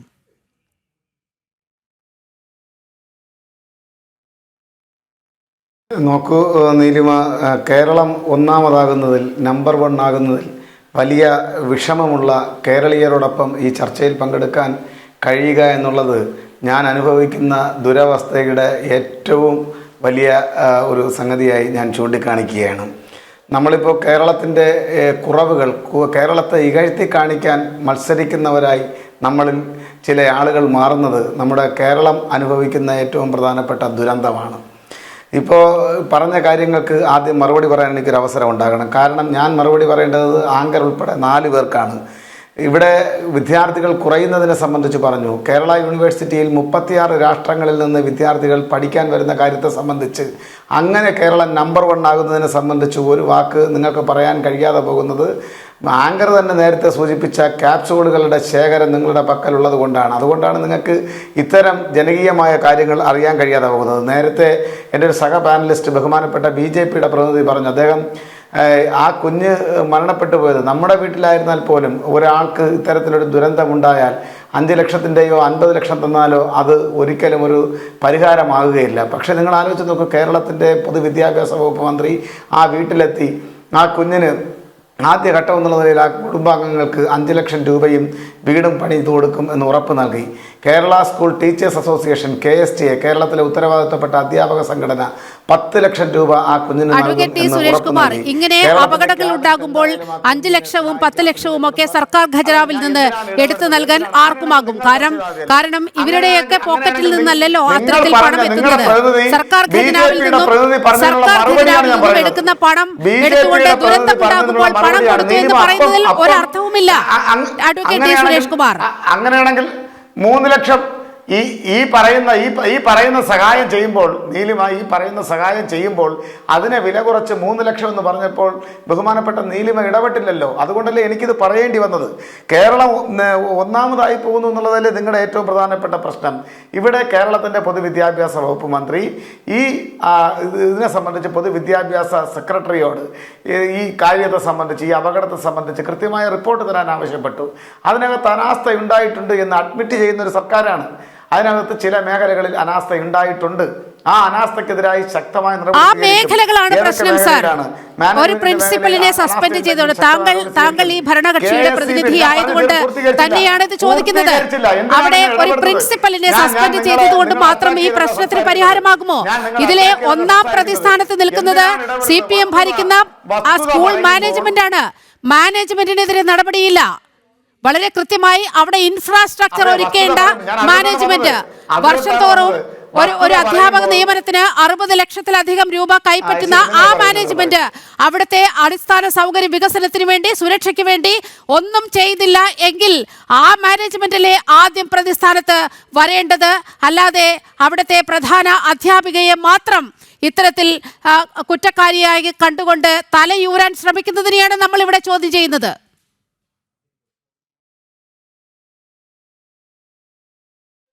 ഇന്നലെ ഞാൻ ഈ ചർച്ചയിൽ പങ്കെടുക്കുമ്പോൾ ഉണ്ടായിട്ടുള്ള ബഹുമാനപ്പെട്ട നീലിമ അടക്കമുള്ള അവരുടെ അഭിപ്രായം എന്ന് പറയുന്നത് യാതൊരുവിധ നടപടിയും സ്വീകരിച്ചില്ല എന്നാണ്.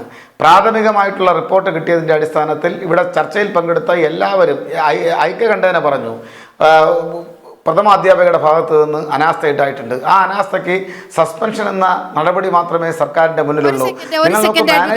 സുരേഷ് കുമാർ, ഒരു സെക്കൻഡ്. ഇപ്പോൾ BJP സംസ്ഥാന അധ്യക്ഷൻ ഒരിക്കൽ കൂടി മാധ്യമങ്ങളെ കാണുന്നുണ്ട്. അദ്ദേഹം പറയുന്നതൊന്ന് നമുക്ക് കേട്ടിട്ട് ചർച്ചയിലേക്ക് മടങ്ങിയെത്താം.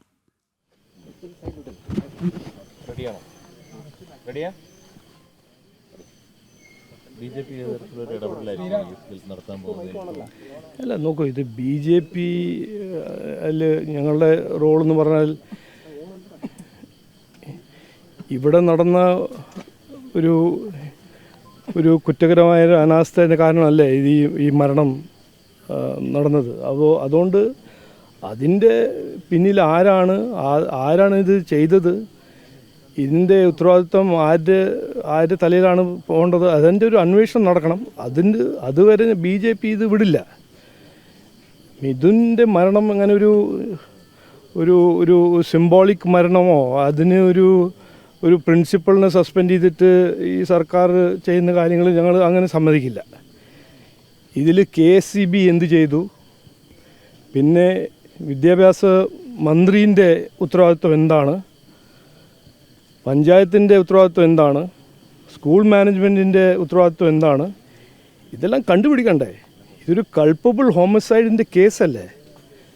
ഒരു 14 വയസ്സ് 13 വയസ്സുള്ള ഒരു കുട്ടി സ്കൂളിൽ പോയിട്ട് പഠിക്കാൻ പോകുമ്പോൾ, ഫുട്ബോൾ കളിക്കാൻ പോകുമ്പോൾ ഇങ്ങനെയാണോ നമ്മുടെ വിദ്യാഭ്യാസ മേഖലയിൻ്റെ ഒരു ഔട്ട്കം?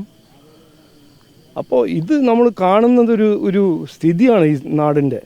അത് ആരോഗ്യ മേഖലയാണോ വിദ്യാഭ്യാസ മേഖലയാണോ, എവിടെ നോക്കിയാലും ഒരു അനാസ്ഥ. ഈ സർക്കാർ ഒരു കഴിവില്ലായ്മയാണോ, അവർ ദുർബലമാണോ, അവർക്ക് ജനങ്ങളെ കുറിച്ച് ചിന്തിക്കാൻ സമയമില്ല, അങ്ങനെയാണോ, എന്താണെന്ന് എനിക്ക് മനസ്സിലാവുന്നില്ല. അവർക്ക് ഇതൊന്നും ചെയ്യാൻ പറ്റുന്നില്ലെങ്കിൽ, ചെയ്യാൻ കഴിയുന്നില്ലെങ്കിൽ അവർ പോകണം, സർക്കാർ വിട്ടു പോകണം. ഇതിൽ മന്ത്രിമാർക്കൊരു റെസ്പോൺസിബിലിറ്റി ഒന്നും ഇല്ലേ, ഉത്തരവാദിത്വമൊന്നുമില്ലേ? ഇങ്ങനെ ഒരു 14 വയസ്സായ ഒരു കുട്ടി സ്കൂളിൽ പോയിട്ട് മരിക്കുക എന്ന് പറഞ്ഞാൽ ഒരു ചെറിയ കാര്യമാണോ? ഇതൊരു സിസ്റ്റമിൻ്റെ ഒരു ഫെയിലിയറിൻ്റെ ഒരു സിമ്പിളല്ലേ? അത് എല്ലാം വിട്ടു ഇന്നൊരു കൾപ്പബിൾ ഹോമിസൈഡിൻ്റെ കേസ് ഫയൽ ചെയ്യുക, അതിലും പ്രതി ആരുമില്ല, പേരൊന്നും ഇട്ടിട്ടില്ല, ആരെ വിഡ്ഢിയാക്കാൻ നോക്കുന്നു?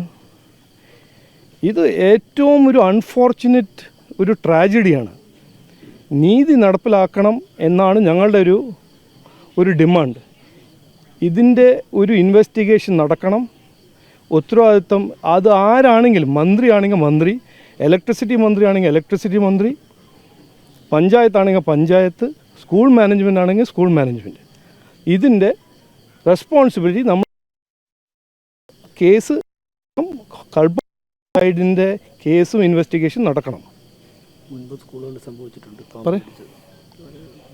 മുൻപും കേരളത്തിലെ സ്കൂളുകളിൽ പാമ്പ് കടിച്ചൊരു കുട്ടി മരിച്ചിട്ടുണ്ട്. കഴിഞ്ഞ ദിവസം പത്തനംതിട്ട ഒരു സ്കൂൾ തകർന്നു വീണിട്ടുണ്ട്. അപ്പോൾ കഴിഞ്ഞ കുറേ കാലമായി കേരളത്തിലെ വിദ്യാഭ്യാസ വകുപ്പ് കുട്ടികളുടെ ജീവന് പോലും വില നൽകാതെ കുറേ പ്രഖ്യാപനങ്ങൾ മാത്രം നടത്തി പോവുകയാണ്.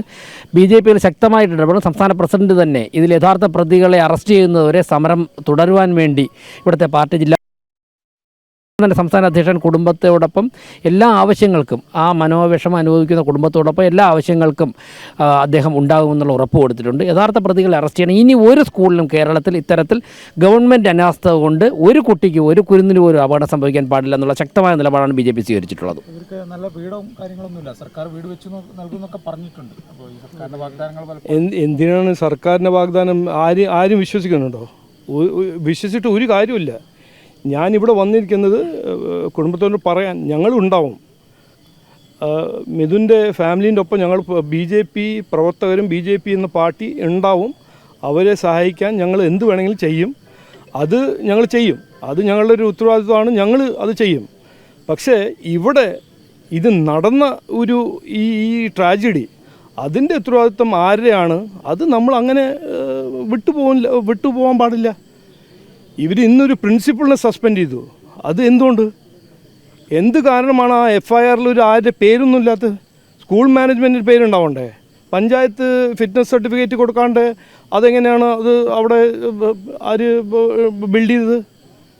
KSEB എങ്ങനെയാണ് അങ്ങനെ ഇങ്ങനെ ഒരു ഇലക്ട്രിസിറ്റി 3 ഫേസ് വയർ ഇങ്ങനെ ഇത്ര ലോ ലെവലിൽ അവർ കെട്ടിവെച്ചത്? CPM നിയന്ത്രണത്തിലുള്ള സ്കൂളാണെന്നുള്ള ആക്ഷേപം. അതെല്ലാം പോട്ടെ, CPM ആണോ UDF ആണോ LDF ആണോ? ഇത് നടന്നത് ഇവിടെ നോക്കൂ.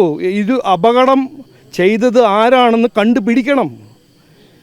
ഇത് ഒരു കുറ്റകരമായ അനാസ്ഥയുടെ കാരണമാണ് ഈ കുട്ടീൻ്റെ മരണം. ഇത് കൃത്യമായിട്ട് ജനങ്ങൾ മനസ്സിലാക്കണം. ഇത് ഞങ്ങൾ സമ്മതിക്കില്ല. ഇവിടെ നീതി നടപ്പിലാക്കിൽ മാത്രമേ ഞങ്ങൾ സമരം പിൻവലിക്കുള്ളൂ. കുറ്റക്കാരെ അറസ്റ്റ് ചെയ്യണം. അത് ആരാണെങ്കിലും അറസ്റ്റ് ചെയ്യണം. അത് മന്ത്രിയാണെങ്കിൽ മന്ത്രി രാജിവെക്കണം. അത് ശിക്ഷാ മന്ത്രിയാണോ ഇലക്ട്രിസിറ്റി മിനിസ്റ്ററാണോ അവർ രാജിവെക്കണം. അവിടെ ഡിപ്പാർട്ട്മെൻറ്റിൽ ആരെങ്കിലും തെറ്റ് ചെയ്തിട്ടുണ്ടെങ്കിൽ അവരെ കുറ്റം കണ്ടുപിടിച്ചിട്ട് കേസ് ഫയൽ ചെയ്യണം. അതല്ലേ ചെയ്യേണ്ടത്.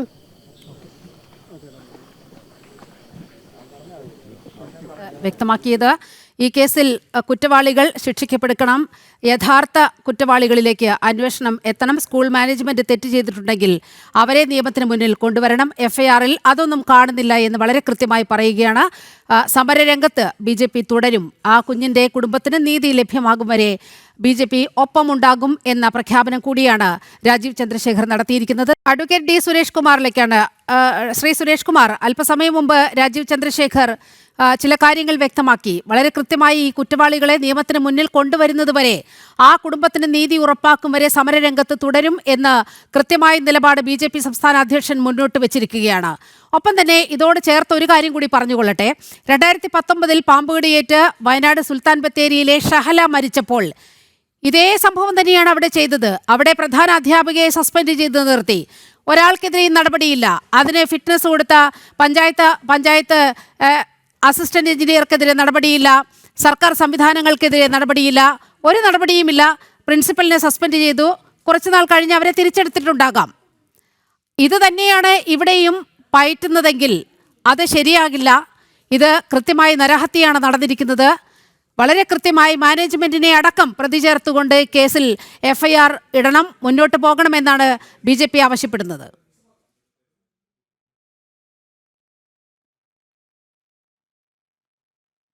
ഞാൻ സൂചിപ്പിച്ച കാര്യങ്ങൾ തന്നെയാണ്. KSEBിക്കും പഞ്ചായത്തിനും മറ്റ് മാനേജ്മെൻറ്റ് ഉൾപ്പെടെയുള്ള ആളുകൾക്കുള്ള അനാസ്ഥയെ സംബന്ധിച്ച് കൃത്യമായി പരിശോധിക്കുമെന്ന് ബഹുമാനപ്പെട്ട പൊതുവിദ്യാഭ്യാസ വകുപ്പ് മന്ത്രി തന്നെ പറഞ്ഞിരിക്കുന്ന സാഹചര്യത്തിൽ റിപ്പോർട്ട് വരുന്നതിൻ്റെ അടിസ്ഥാനത്തിൽ നടപടി ഉണ്ടാകും. ഇവിടെ 1-2 കാര്യങ്ങൾ കൂടെ സൂചിപ്പിച്ചു. ബഹുമാനപ്പെട്ട UDFിൻ്റെ പ്രതിനിധി പറഞ്ഞു, അദ്ദേഹം ആവർത്തിച്ച് പറയുകയുണ്ടായി പുട്ടടിച്ചു എന്ന്. തുടർച്ചയായി അദ്ദേഹവും അദ്ദേഹത്തിൻ്റെ പാർട്ടിയിലെ യുവജന നേതാക്കന്മാരും വയനാട് ദുരന്തം പോലും മറയാക്കി പുട്ടടിക്കുന്നത് കൊണ്ട് അതൊരു എല്ലാവരും അങ്ങനെയാണ് ചെയ്യുന്നതെന്നുള്ളൊരു തോന്നൽ അദ്ദേഹത്തിന് ഉണ്ട് എന്നാണ് എനിക്ക് തോന്നുന്നത്. നിങ്ങൾക്ക് ഓർമ്മയുണ്ടോ എന്ന് എനിക്കറിയില്ല. ഐക്യജനാധിപത്യ മുന്നണിയുടെ ഭരണത്തിൻ്റെ അവസാന നാളുകളിൽ 9 വർഷങ്ങൾക്ക് മുൻപ് നിങ്ങളുടെ KPCCയുടെ പ്രസിഡന്റ് തന്നെ നിങ്ങളുടെ ഭരണത്തെ നോക്കി കാട്ടുകള്ളന്മാരുടെ ഭരണമാണ്. ഞാൻ ഇടപെടുന്നതുകൊണ്ട് ദയവായി ക്ഷമിക്കണം. താങ്കൾ ഈ വിഷയവുമായി ബന്ധപ്പെട്ട് നിൽക്കാത്ത ചില കാര്യങ്ങൾ പറയുന്നത് കൊണ്ടാണ്. നമുക്ക് നമ്മുടെ വിഷയത്തിലേക്ക് വരാം. ഇന്ന് അല്പസമയം മുമ്പ് BJP സംസ്ഥാന അധ്യക്ഷൻ ചോദിച്ചത് ഒരു പ്രിൻസിപ്പലിനെ സസ്പെൻഡ് ചെയ്തതുകൊണ്ട് മാത്രം ഈ പ്രശ്നത്തിന് പരിഹാരമുണ്ടാകുമോ എന്നതാണ്. നമുക്ക് ഈ വിഷയം സംസാരിക്കാം.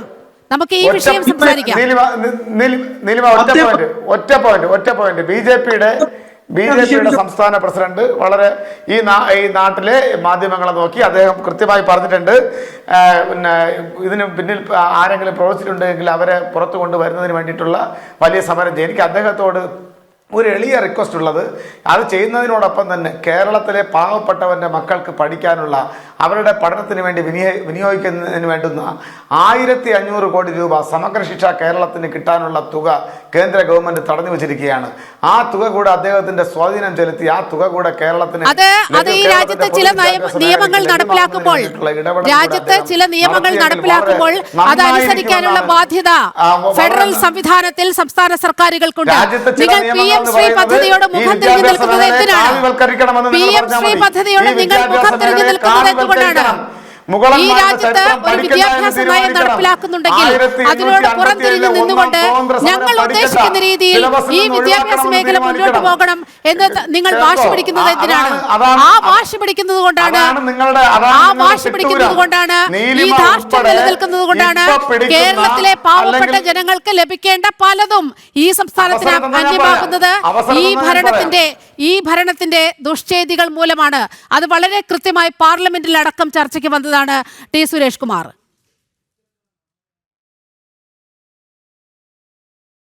അത് കേരളത്തിൻ്റെ വിദ്യാഭ്യാസ മേഖലയെ വല്ലാതെ കാവ്യവൽക്കരിക്കണമെന്നും അതുപോലെ തന്നെ ഈ മുഗളന്മാരുടെ ചരിത്രം പഠിക്കണ്ട എന്നും ഞങ്ങൾ പഠിപ്പിക്കുന്ന അല്ലെങ്കിൽ ഞങ്ങൾ സിലബസിൽ ഉൾപ്പെടുത്തുന്ന കാര്യങ്ങൾ മാത്രം നിങ്ങൾ പഠിച്ചാൽ മതി എന്നുള്ള തിട്ടൂരം മുന്നോട്ട് വെച്ചുകൊണ്ട് ആ സഹായം ഏറ്റുവാങ്ങണമെന്നാണ് നിങ്ങൾ പറയുന്നത്. അതിന് ഞങ്ങൾക്ക് മനസ്സില്ല. കേരളത്തിന്റെ ഒരു തലമുറയെ അരാഷ്ട്രീയവാദത്തിലേക്കും അരാജകത്വത്തിലേക്കും നയിക്കുന്ന ചില വ്യക്തികളുടെ പാഠഭാഗങ്ങളാണോ, ചില ആളുകളുടെ പാട്ടുകൾ മാത്രമാണോ ഈ ക്യാമ്പസുകളിൽ പഠിപ്പിക്കേണ്ടത്? അഡ്വക്കേറ്റ് വി പി ശ്രീപത്മനാഭൻ, ഈ വിഷയത്തിൽ അദ്ദേഹത്തിന് കാര്യമായി ഒന്നും പ്രതികരിക്കാനില്ല എന്നാണ് എനിക്ക് മനസ്സിലാക്കുന്നത്. മറ്റ് വിഷയങ്ങളിലേക്ക് കാട് കയറുകയാണ്. പ്രധാനമായും സ്കൂൾ മാനേജ്മെന്റിനെതിരെയാണ് നടപടി വേണ്ടത് എന്നുള്ള പ്രതിപക്ഷ അഭിപ്രായം വളരെ കൃത്യമായി ഉയർന്നു വരുന്നുണ്ട്. പക്ഷെ അദ്ദേഹത്തിന് കൃത്യമായ ഒരു മറുപടിയില്ല എന്നാണ് ഞാൻ ഈ ഘട്ടത്തിൽ മനസ്സിലാക്കുന്നത്. അങ്ങേക്ക് പ്രതികരിക്കാം. അല്ല, അത് രണ്ടു തരത്തിലുള്ള ദുരന്തങ്ങളുണ്ട്. നിങ്ങൾ 1500 കോടി രൂപ കേരളത്തിലെ സമഗ്ര ശിക്ഷ കേരളത്തിനുള്ള പൈസ ആദ്യം കൊടുക്കാൻ പറയൂ BJPയുടെ സംസ്ഥാന പ്രസിഡന്റിനോട്. അതല്ലേ നിങ്ങൾ കാണിക്കേണ്ടുന്ന മര്യാദ?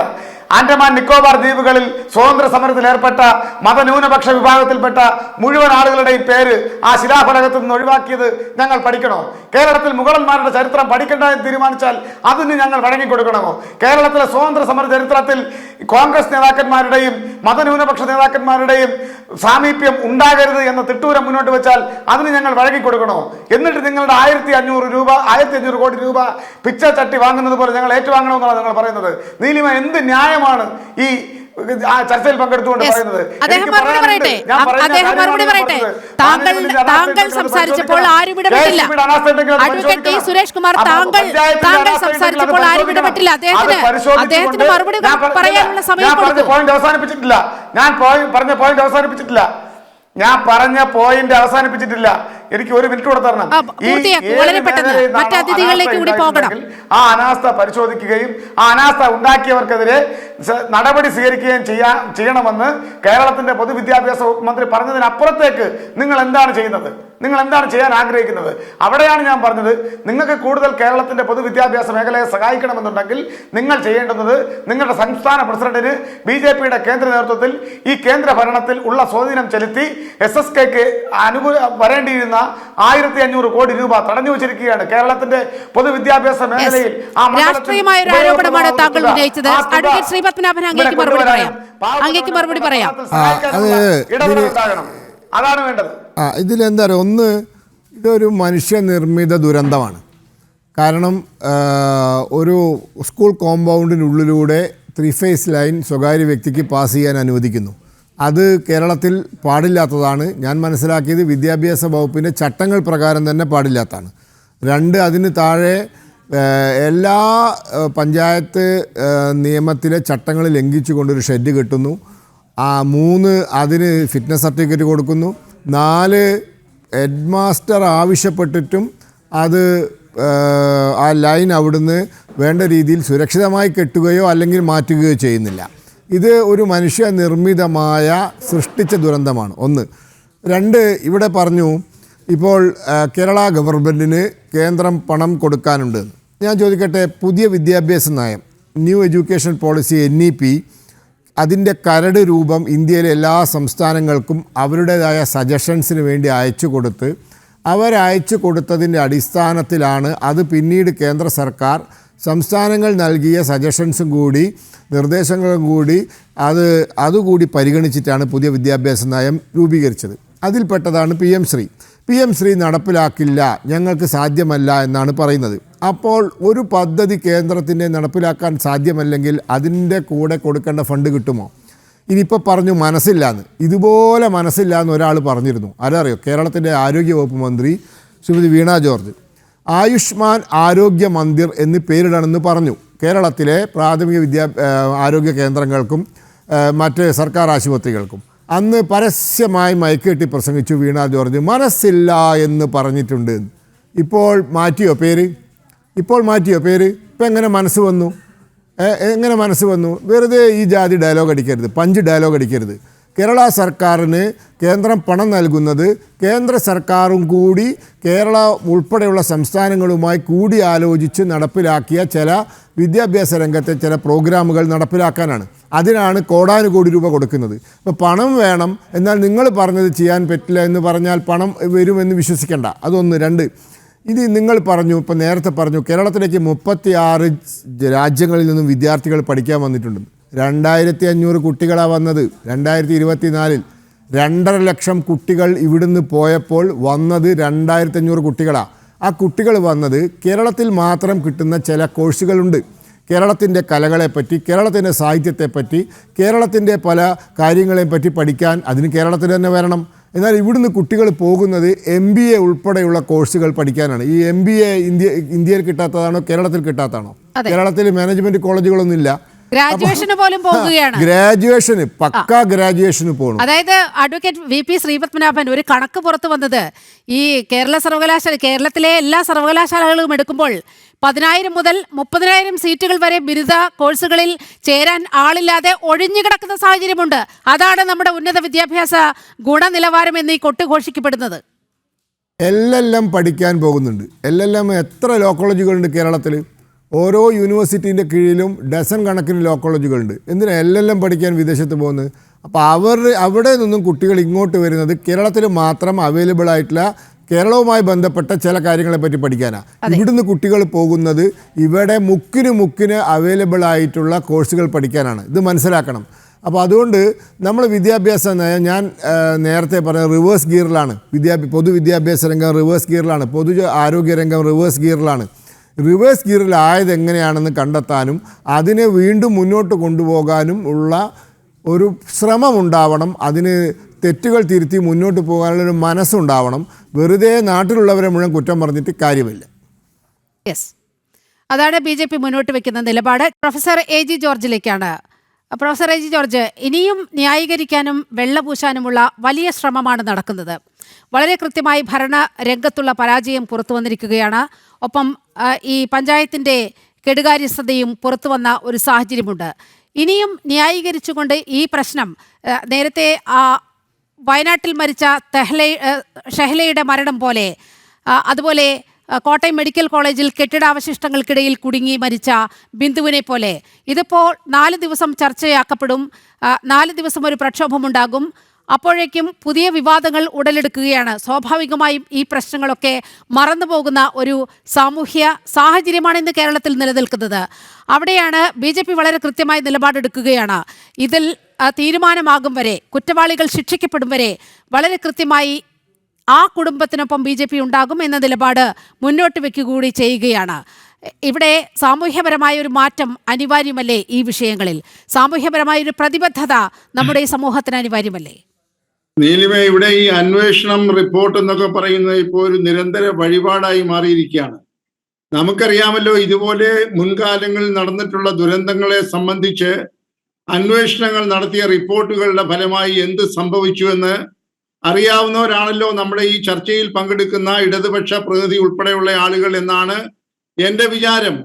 ഇപ്പോൾ ഈ റിപ്പോർട്ടുകളുടെ ഒരു ഭീമാകാരമായിട്ടുള്ള കേന്ദ്രമായി ഇപ്പോൾ നമ്മുടെ കേന്ദ്ര ഭരണ സ്ഥിരാകേന്ദ്രമായ സെക്രട്ടേറിയറ്റ് മാറിയതിന്റെ ഫലമായി ഇപ്പോൾ ഏറ്റവും ഒടുവിൽ കിട്ടുന്ന റിപ്പോർട്ട് അനുസരിച്ച് അവിടെ ചേരയും പാമ്പും സെക്രട്ടേറിയറ്റിന് അകത്തും പുറത്തും വിഹരിക്കുന്നതായിട്ടാണ് കാണുന്നത്. അവിടെ ഇപ്പോൾ അടിയന്തരമായി ഉദ്യോഗസ്ഥന്മാർ അത് വൃത്തിയാക്കുന്നതിനുള്ള നടപടികൾ ആരംഭിച്ചു എന്ന് പറയുന്നു. ജീവനക്കാർക്ക് പോലും മുഖ്യമന്ത്രി ഉൾപ്പെടെ 1 ഡസൻ മന്ത്രിമാർ പ്രവർത്തിക്കുന്നതായ ഓഫീസ് കെട്ടിടത്തിന്റെ അവസ്ഥയും ഈ നിലയിലായിരിക്കുന്നുവെന്ന് സാന്ദർഭികമായി പറയാതിരിക്കാൻ നിവർത്തിയില്ല. ഇവിടെ നീലിമ ചോദിച്ച ചോദ്യത്തിലേക്ക് വരുന്നു. സാമൂഹ്യ പ്രതിബദ്ധത ഉണ്ടെങ്കിൽ ഈ തരത്തിലുള്ള ഒരു ക്രമീകരണവും മുൻകരുതലും അല്ലല്ലോ ഉത്തരവാദിത്തമുള്ള ഒരു സർക്കാർ ഏൽക്കേണ്ടത്. നീലിമയ്ക്കറിയാമോ, ഒരു വിദ്യാഭ്യാസ സമ്പ്രദായത്തിന് ഒരു പ്രധാനപ്പെട്ട ഘടകം എന്ന് പറയുന്നത് അതിനകത്തെ അധികാര വികേന്ദ്രീകരണമാണ്.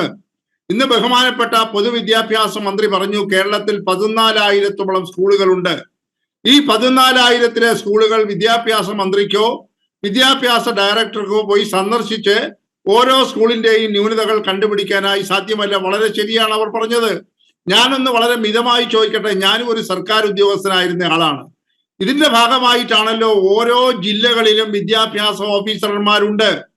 അവരുടെ കീഴിൽ അസിസ്റ്റന്റ് എഡ്യൂക്കേഷണൽ ഓഫീസർ എന്ന് പറയുന്ന ഒരു തസ്തികയുണ്ട്.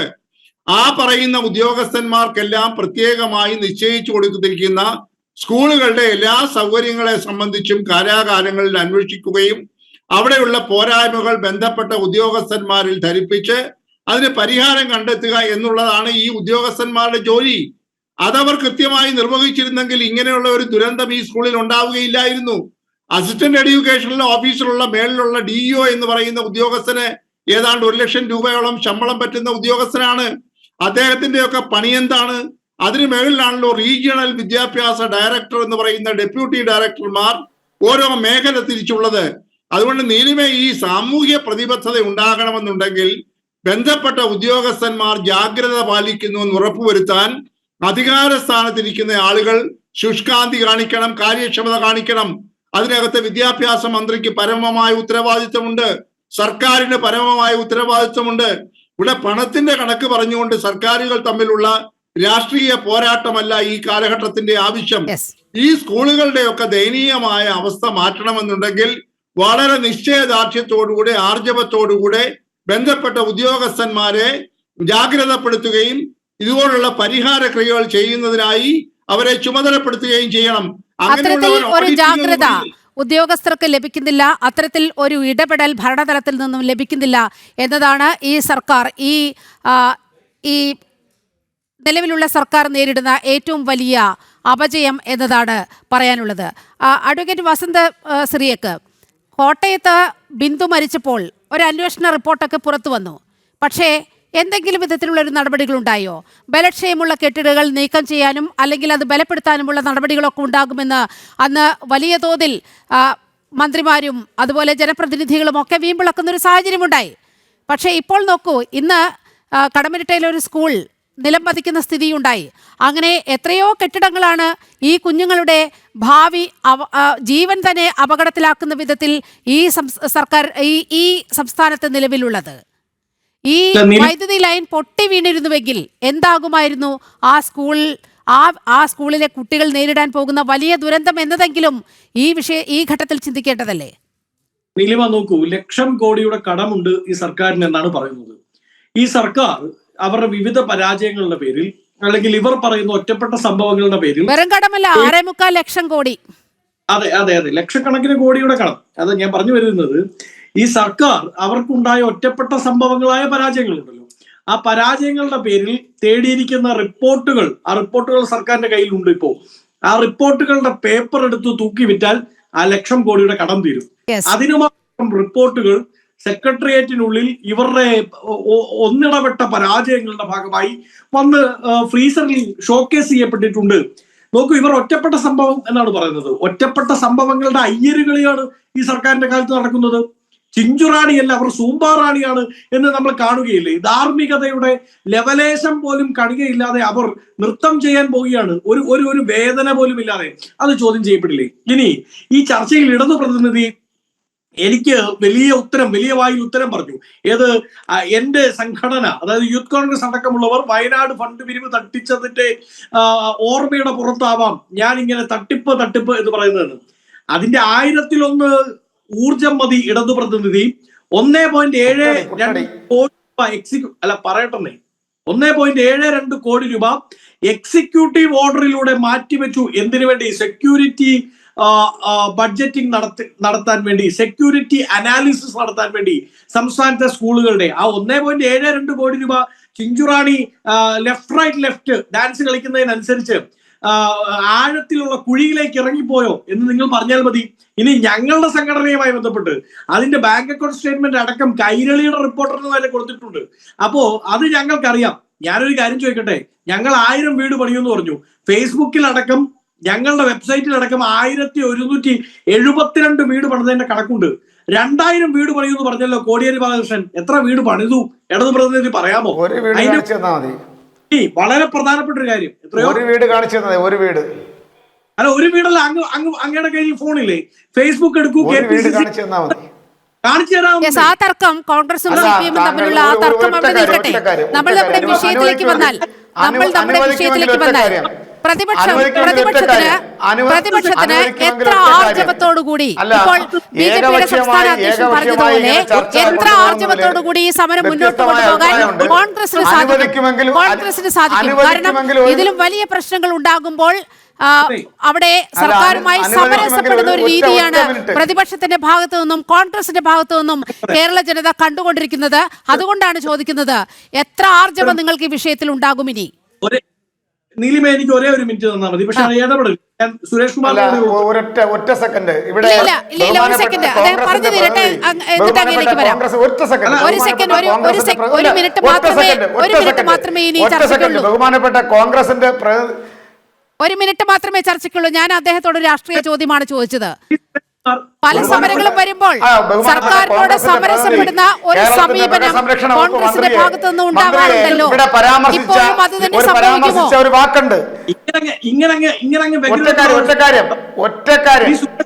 സുരേഷ് കുമാർ പ്ലീസ്, അതെ ഞാൻ ചോദിച്ച ഒരു ചോദ്യമാണ്, അദ്ദേഹം മറുപടി പറയട്ടെ. മന്ത്രിയെ മറുപടി പറയട്ടെ പ്ലീസ്.